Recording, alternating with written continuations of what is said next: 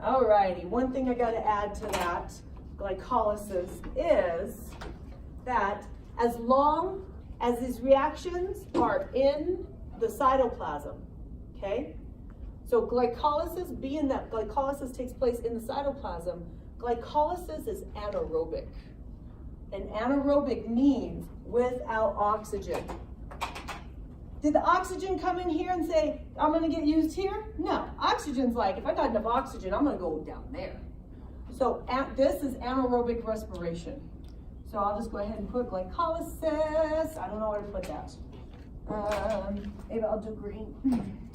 Anaerobic respiration. A-N-A-E-R-O-B-I-C.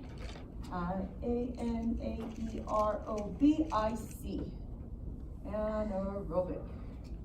So let's add that to our little chart over here. No oxygen necessary or even needed. A-N-A-E. Anaerobic respiration. Boom. All right, so let's move on. So what's going to happen when this oxygen goes into the mitochondria? It's going to cause a series of basically domino stepwise things happening. And so that oxygen, it'll take place on all the cristae. I'm just going to go ahead and show that oxygen going to my cristae down here, because this is the cristae I'm going to be working from. O2. And your oxygen is, I'm just going to draw it over here. It doesn't go with this. I just need some board to write on. An oxygen molecule, that is molecular oxygen. Okay, it's gas. What it's going to do, it's going to break in half. You're going to have 1/2 of an O2 molecule. So those 1/2 of the O2 molecule are just an O. Just an O. You agree? Okay. Well, if you recall from the periodic table, when your O does not have a partner, he's looking to fill his valence. And since he's looking to fill his valence, he's always trying to collect some electron bonds. Does that sound very familiar? That's why he wants to partner up with himself. Because when he partners with himself, he double bonds and fills his valence. All right, so anyway, I just want to put that there because if you have 1/2 of O2 molecules, and you have several of them, I'm just showing you one of them. What's going to happen is you have a series of enzymes that are on this cristae. And these enzymes are going to be the electron transport chain, and the biggest, baddest enzyme in the end is going to be where chemiosmosis takes place. I don't want to draw them right now. It gets ugly. I don't want to draw them right now.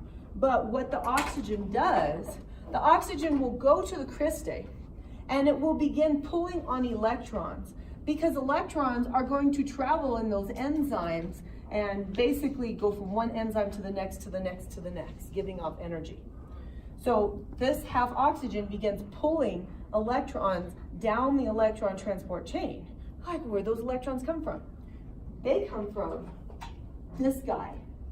This molecule, if enough oxygen is present, will get to enter into the mitochondria and go to the electron transport chain. Electron transport chain, where he will drop off electrons, and then this oxygen will become pulling on electrons. Because remember, these are high energy electrons. We need those. Glucose came with them. That is what will pull the pyruvates into the mitochondria, because pyruvates have some electrons too. And you'll see once it goes through the system, you'll be like, oh, I can see how those electrons are going down the chain. All right, so just wait on it. I will finalize it when we get there, no worries. All right, so here's our pyruvates. Pyruvate oxidation takes place in the matrix. Right away, when those pyruvates enter into pyruvate oxidation, there's two of them, 2 pyruvates. It was red here because it was the output here, but I'm making it the input here. So I'm just gonna go ahead and go like that, let you know, going in, boom. CO2 is gonna leave as cellular waste. 2 CO2 molecules, bye-bye. We'll exhale them. Okay? And then you're going to have some molecules coming in here.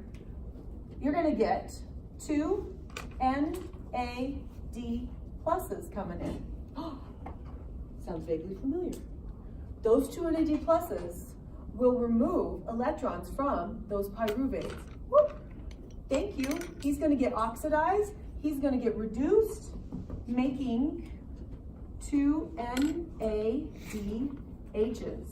You can see those 2 NADHs are carrying high energized electrons. Boop, boop.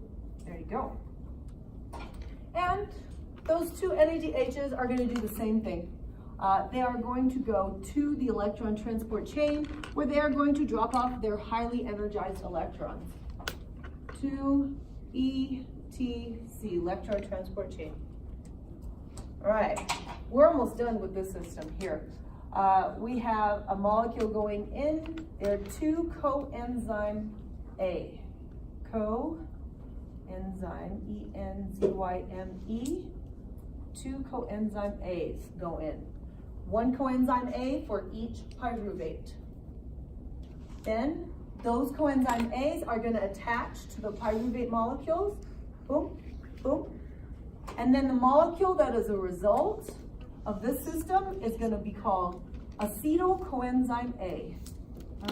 C-T-Y-L, co-A. Acetyl coenzyme A. That's your final output of pyruvate oxidation. So pyruvate oxidation takes place in the matrix.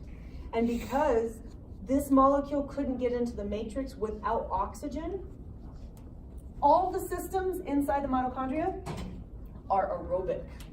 Okay? Aerobic. A-E-R-O-B-I-C, which means oxygen is needed for that to happen. A-E-R-O-B-I-C.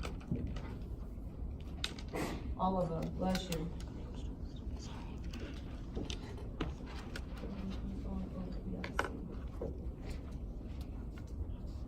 All right. Go ahead and pause it. That was it. I'll go ahead and do the next one. I need a drink. I'm gonna need a drink. You guys are gonna have to reset that back up. You loving it or what?